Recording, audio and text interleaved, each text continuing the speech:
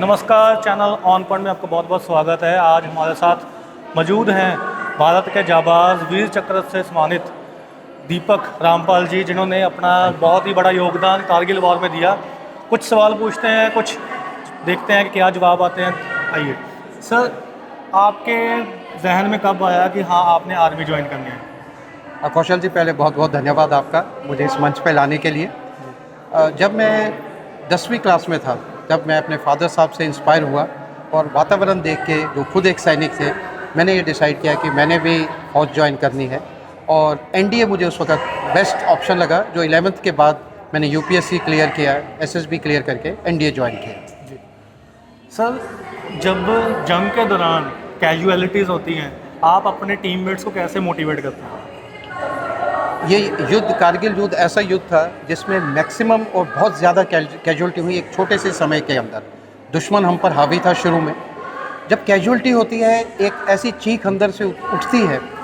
जो तो शहीद हो गया, जिसने अपने प्राणों की कुर्बानी दी, उसका नहीं। जिसको गोली लग के जो कर्रा रहा है, उसको छोड़ के मिशन को पूरा करने के लिए आगे बढ़ने का जो जज्बा है, वो भारतीय सेना में है और हमारी पूरी टीम में था। दिल को तो लग रहा था, लेकिन उस अपने सैनिक को पीछे छोड़ के जा रहे हैं। बट ये था कि आगे का जो टारगेट है वो लेना, वापस वो तिरंगा फहराना बहुत ज़रूरी था। जो आपने विजय किया पिंपल कॉम्प्लेक्स डे लाइट में किया, वो कितना टफ था आपके लिए?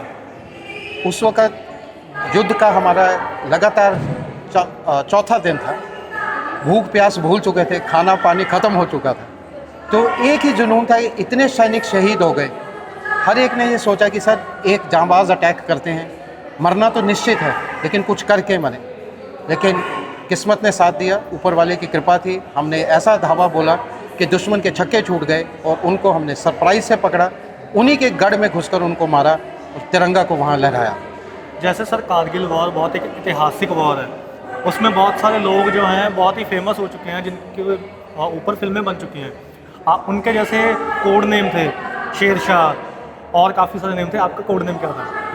मेरे को वहाँ माउंटेन बियर बोला जाता था, क्योंकि मेरा वज़न करीबन 100-150 किलो 120 किलो था। दाढ़ी आपकी तरह तब खूब लंबी रखी हुई थी। पहाड़ों में तो शेव का मौका नहीं मिलता, तो उनको लगता था कि कोई भालू ही ऊपर पहाड़ पे चल रहा है। जिस स्पीड और गति से चढ़ते थे हम लोग दुश्मन को अटैक करने के लिए, तो कोड नेम मेरा माउंटेन बियर था वहाँ पे।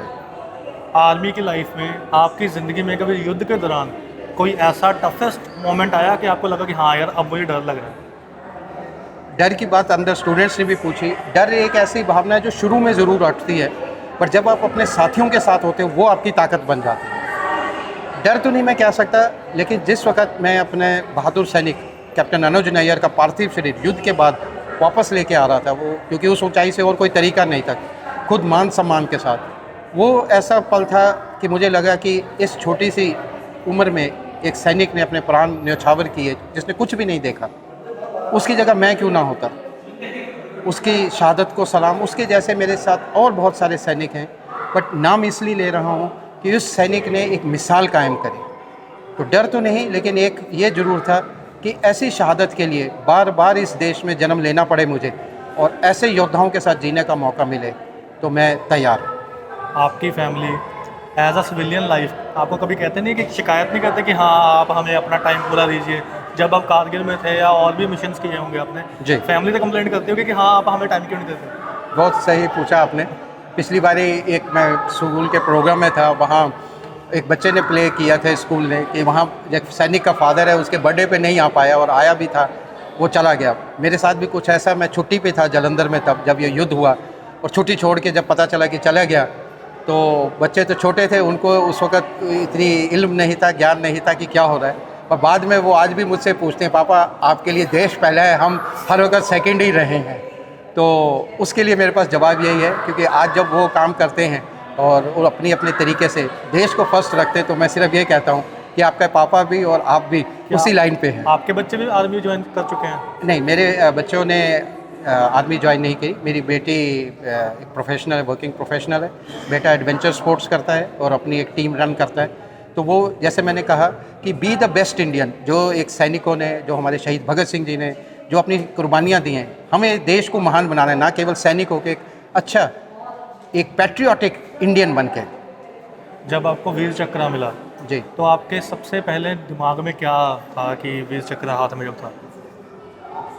अशोका हॉल में ये सेरेमनी होती है, उस वक़्त बहुत ही अलग सा ही माहौल होता है, क्योंकि ऐसे अनेक अवार्ड्स दिए जाते हैं। जब परमवीर चक्र और महावीर चक्र और वीर चक्र दिए जा रहे थे, उसमें से 95 से ऊपर % जो हैं शहीद थे।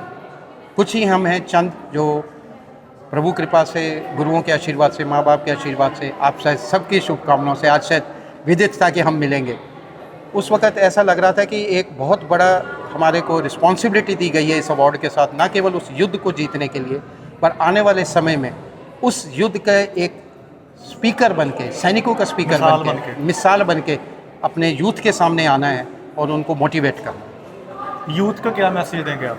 I always say be the best version of your self, be a patriotic Indian.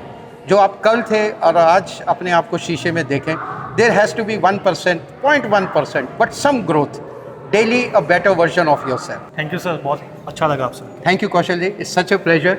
आपसे बात करके मुझे ऐसा लग रहा था कि वापस मैं युद्ध की रैपिड फायर क्वेश्चन जिस तरह से आप पूछ रहे थे, बड़े सोचे समझे और सलीके से। बहुत बहुत धन्यवाद।